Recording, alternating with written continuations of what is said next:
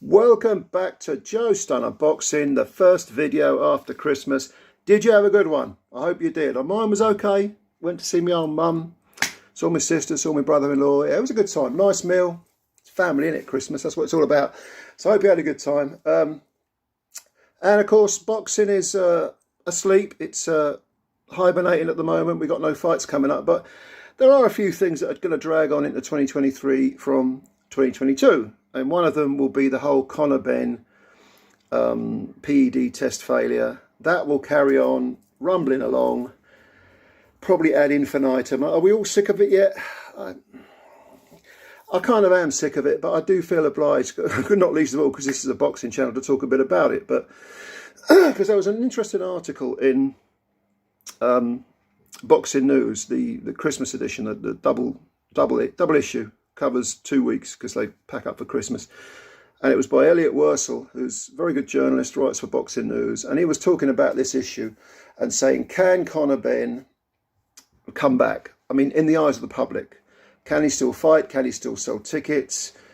Are people going to pay to watch him? I think the overwhelming answer is yes. The overwhelming probability is yes. As things stand, Ben, he made that statement after radio silence just before Christmas. He said, look, I'm totally innocent. He actually said my innocence has been proven, and I made a video saying no, it hasn't. You haven't even come close to proving it. In fact, you've done absolutely nothing. He was probably referring to the report that's gone to the WBC, or with all sorts of scientists and specialists.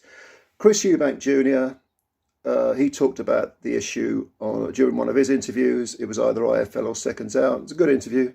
And he said, look, if what you need to do is, it doesn't matter about doctors or what they say, that the public perceives you to be guilty and you failed 2 tests, not 1 but 2, just say sorry, because that's all you can hope to do.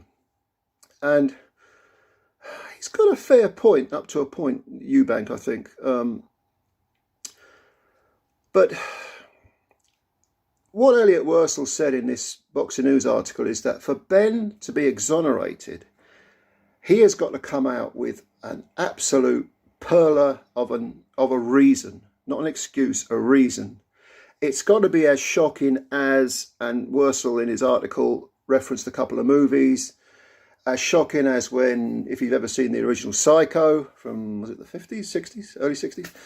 When Anthony Perkins pulls off his wig and you realise that his mother is him and he's the killer. And I hope you ain't seen this movie because I've just ruined it for you. Or when, if you've ever seen The Usual Suspects, Kevin Spacey's character suddenly loses his limp at the end and you realise who Kaiser Sose is. The Usual Suspects, another very good movie. It's got to be a sort of humdinger like that. Something that makes you go, whoa, okay, now I get it. And Ben, of course, he hasn't said anything yet. Nothing's been produced. Now, I think the chances of him coming up, or I should keep saying him, but really it's his team, of them coming up with that type of, thing, that that type of reason that erases the past, erases what's gone before, and makes the whole public go, hang on a minute, okay, now we get it. Now, yeah, okay, you're innocent. The chances of that happening are very, very minimal. And I think that the fact that this report that he and his team have put together is 270 pages long, which is a novel, essentially. That doesn't bode well for any real revelations, any great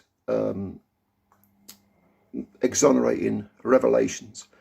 Because if it was a reason, a specific reason, you wouldn't need 270 pages to explain it.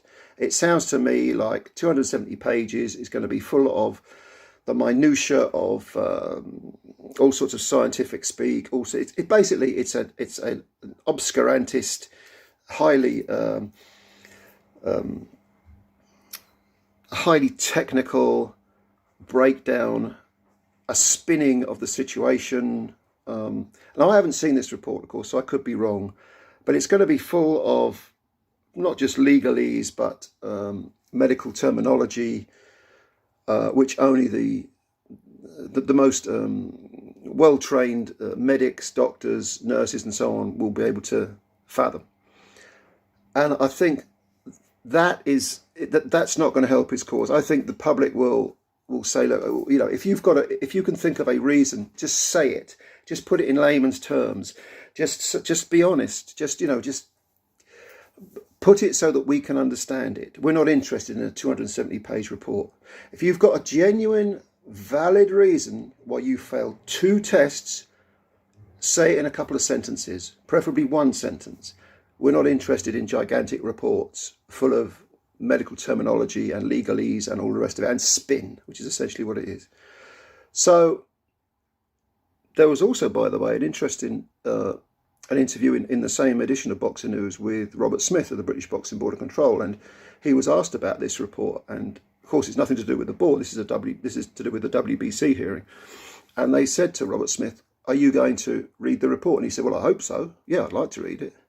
But he knows nothing at the time. Neither does Callie Sowland, who is Eubank's promoter. They're not obliged to, because this has nothing to do with the board and it's nothing to do with the promoters. It's between Ben's team and the WBC. Now, let's say that the report comes and goes and the public perception of Ben remains exactly the same. You're a drug cheat. You're guilty. Does this mean he's not going to sell any tickets? Does this mean that he's going to be a sort of social pariah? That he's going to be sent to Coventry? That he's going to be, no, you're nowhere. We're not interested in you. No.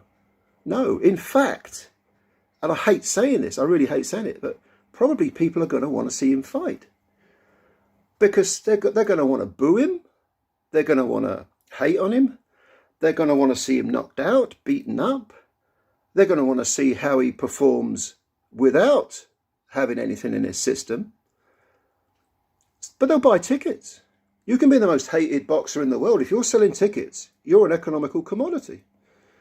So I see this as being, I think once the dust has settled and once people have moved on and Ben has made various statements and Hearn has come out and put his usual used car salesman spin on everything, like he's been trying to do in the past, the public, they're a pretty, I don't think forgiving's the right word, they're a pretty tolerant lot. They just want to see a fight. And Ben will start talking things up, and the Eubank fight's still out there, and the promoters will get their fingers in the pie, and next thing you know, I mean, look, before Christmas, we had a complete mismatch parading as a world heavyweight title fight, the Chisora Fury 3 fight. Complete farce. But it sold, you know. And it sold, it was a record pay-per-view price. Absolutely disgusting, disgraceful fleecing of the public by both Fury and Warren. But it sold. It sold.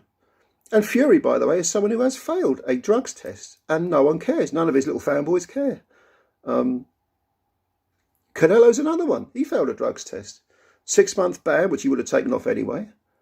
Does anyone care? His fans don't care. He's great. He's a great fighter. Canelo. One of my all-time favourite fighters. In fact, probably the guy I consider to be as close to unbeatable a fighter as I've ever seen, except maybe the young Mike Tyson. I was a teenager when he started fighting, so I was a little bit more impressionable. And I thought he looked pretty much invincible. When Jones was fighting, I was in my early 30s. I mean, late 20s up to early 30s, yeah. I thought he was pretty much unbeatable. He failed a drugs test. I can't get past that fact. As great as Roy Jones looked and was, and as talented as he was, and as incredible a vision. I mean, I would gasp when I was watching his fights. He was so brilliant. But he failed a drugs test. And are we going to give people a free pass or not? I still watched Roy Jones fight. I probably still watch Canelo fights. I still watch Fury fights. There's always a black mark above their head for me personally. Yeah, no question. But a lot of people, they don't really care. So yeah, I think Ben will come back. I think he'll come out. I think he'll be successful. I think he'll make millions. I think the Eubank fight will probably happen at some point. But proving your innocence, it's not going to happen. Not going to happen. There will be no great epiphany. There will be no Kaiser Sose, Anthony Perkins in Psycho, or what was that film with Haley Joel Osment, the little kid, I See Dead People. You know that film? Where suddenly it becomes apparent. You know how the film ended if you've seen it. That moment won't exist. The 270-page document will be full of blather and piss and wind and piss and vinegar and spin, and Hearn will, go into full double glazing salesman mode and talk a lot of crap, and, Callie Sowland will come out and pull a few faces and we'll all laugh at the memes. But Ben will be back. Ben will be back. it won't affect his standing at all. And he'll make millions. Because that's the way this rotten business that we love works. Anyway, leave your comments below if you've got any. Like the video, subscribe if you're new. Like I say, hope you had a great Christmas. I've still got a few little odds and ends left. Like, got to keep me figure, you know what I mean? But yeah, much love to all of you as always. We'll speak again soon. Comments below. Like, subscribe. I'm out of here. Cheers.